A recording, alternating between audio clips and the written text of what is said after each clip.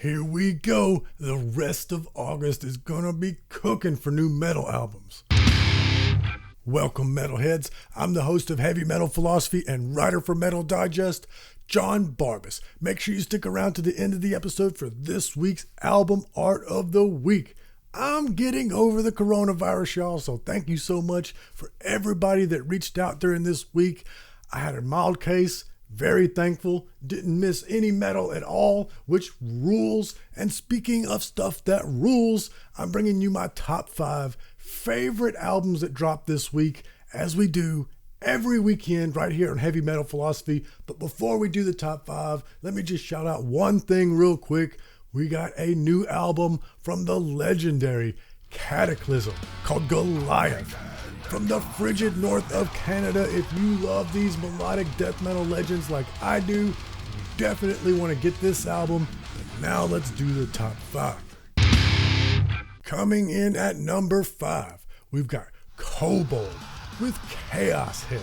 And this is thrash metal from Serbia.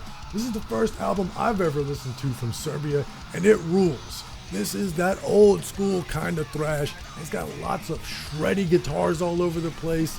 And like I said, that old school shout that thrash used to have. Real choice stuff here. Good representation of Serbia. Make sure you check it out. Coming in at number 4, Werewolves with My Enemies Look and Sound Like Me, which philosophically is such a strong album title. This is technical blackened death metal from Australia, and this is an all-out assault.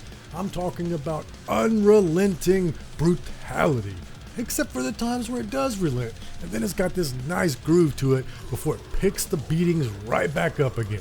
Check it out.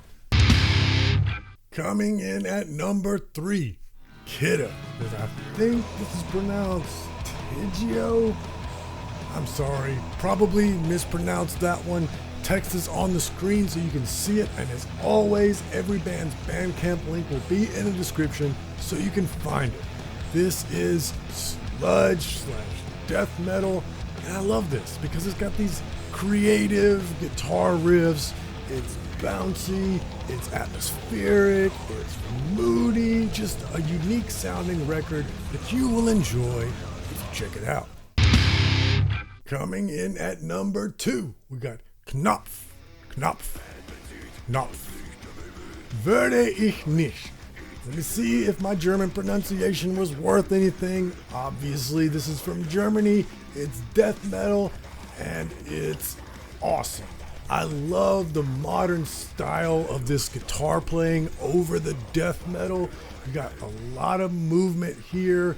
It's not quite gent. It's just that very transition heavy style of metal guitar playing that you see these days. It's got the stompy groove and, of course, excellent brutal vocals. I absolutely love this one. That one's number 2. Check it out. But hey, before we do number 1, I just got a couple things I want to say. If you love metal the way that I love metal, then you're in the right place and you should join the Heavy Metal Philosophy community, because that's all we do here. Every weekend, we break down the best new metal albums. Every Tuesday, free on all platforms, is the podcast about, you guessed it, metal. And if you liked any of these bands, please hit the like button so that it helps spread the message far and wide. That's it out of the way. Thank you so much. Now let's do number 1. Coming in at number 1, Erne, or is it Ern? I'm not sure. It's called A Feast on Sorrow. This is metalcore from England. And when I say metalcore, I mean that old school metalcore, where the title came from. Hardcore kids playing metal. You can definitely hear the hardcore influences on here. And it's a little bit sludgy too, but it's got some of that early 2000s melodic metalcore vibe to it as well, which is just so many things that I absolutely love. And that's why it's number 1 this week. Fantastic album. And we're not even done yet, because now we got to talk about this week's album art. My favorite album art this week came from the band Hexer, and the name of the album is Sigils of the Abyss, black metal from Mexico. And check this out.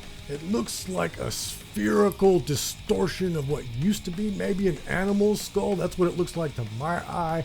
And it's being caressed in this like cosmic nest. Like it's like the universe took in a singularity some of nature and made a nest, and then took this misformed skull and put it in there, and then maybe like I don't know how that happened. So the curiosity is just getting me, makes me want to listen to the album. That's good album art. It's like a pencil drawing. I love the art style. It's just I could look at this all day and just wonder about it. Fantastic. What do you think? Do you like this album art? Which one of these bands did you like? Which bands did I miss this week? Because it's always so hard to pick 5. But most importantly, read philosophy, listen to metal. I love you.